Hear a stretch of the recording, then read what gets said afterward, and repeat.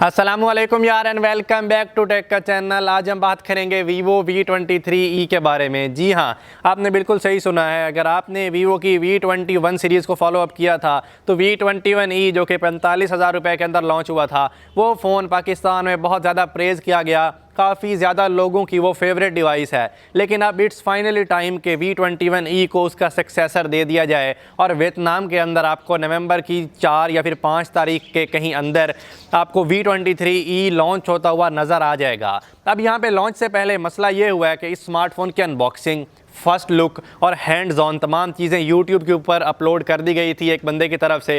हालांकि वीवो ने यहाँ पे उस वीडियो को डिलीट करवा दिया है, लेकिन स्टिल उसके जो शॉट्स हैं, मतलब स्क्रीनशॉट उस वीडियो के या फिर कुछ क्लिप्स वगैरह जो हैं वो डिफरेंट लोगों ने ले लिए हैं, तो मैं आपको वही दिखाऊंगा आज। और इसकी जो कन्फर्म्ड स्पेसिफिकेशन है उससे भी आपको मतलब बताना चाहूँगा कि आपको क्या क्या चीज़ें इस स्मार्टफोन के अंदर देखने को मिलेगी। फ़ोन अच्छा है, यहाँ पर एक चीज़ फ़िलहाल इसकी कन्फर्म नहीं है, वो आगे चल के बताता हूँ। अब यार वीडियो शुरू करते हैं और सबसे पहले बात करते हैं V23e के डिज़ाइन के बारे में। अब डिज़ाइन के अंदर एक मेजर इंप्रूवमेंट या फिर डिमोशन या आप लोग कह लें कि डिज़ाइन वापस से V20SE की तरफ जाता हुआ नज़र आ रहा है। अगर आपने V21e का डिज़ाइन देखा है तो वो और टाइप का डिज़ाइन था, लेकिन अब जो हमारे पास V23e का डिज़ाइन है, इसका कैमरा मॉड्यूल और ओवरऑल डिज़ाइन V20SE के सिमिलर लग रहा है देखने में। अगर हम बात करें ऑन द फ्रंट साइड तो स्टिल नॉच वाला डिस्प्ले आपको देखने को मिलेगा। अब नॉच यहाँ पे देने का रीज़न है इसका सेल्फी कैमरा, बिकॉज आपको इस फ़ोन के अंदर देखने को मिलता है 50 मेगापिक्सल का सेल्फी कैमरा, जो कि इनसेन चीज़ है। और वीवो की ऑप्टिमाइजेशन भी कैमरास के लिहाज से काफ़ी ज़्यादा फेमस है,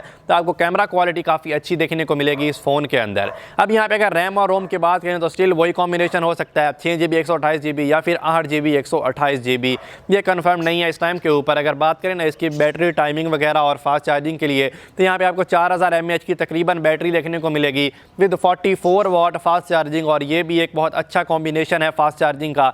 अगर कैमरा डिपार्टमेंट की बात करें ना, जो कि वीवो का बेसिकली मेन स्ट्रॉन्ग पॉइंट होता है हर बार, तो यहाँ पे आपको देखने को मिलेगा 64 मेगापिक्सल का मेन कैमरा सेंसर, एक 8 मेगापिक्सल का आपको अल्ट्रा वाइड लेंस देखने को मिलेगा, और फ्रंट साइड के ऊपर जैसे कि मैंने आपको पहले भी बताया 50 मेगापिक्सल का आपको कैमरा देखने को मिलेगा सेल्फी शूटर के नाम पे। और अगर बात करें ना यहाँ पे डिस्प्ले क्वालिटी की, तो 1080p की डिस्प्ले क्वालिटी होगी, एमुलेट पैनल होगा, रिफ्रेश रेट कंफर्म नहीं है इस टाइम के ऊपर। उम्मीद रख सकते हैं कि शायद V23 के अंदर आपको 90 हर्ट्ज़ देखने को मिले, बिकॉज इसकी जो प्राइसिंग है ना वो थोड़ी सी ज़्यादा है V21e से, तो हम एक्सपेक्ट कर सकते हैं कि शायद यहाँ पे एक मेजर अपग्रेड रिफ्रेश रेट के लिहाज से आपको देखने को मिल जाए।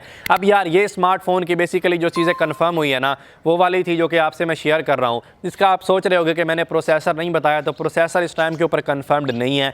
यहाँ पे अगर हम बात करें ना V21e की, तो आपको 720G देखने को मिलेगा।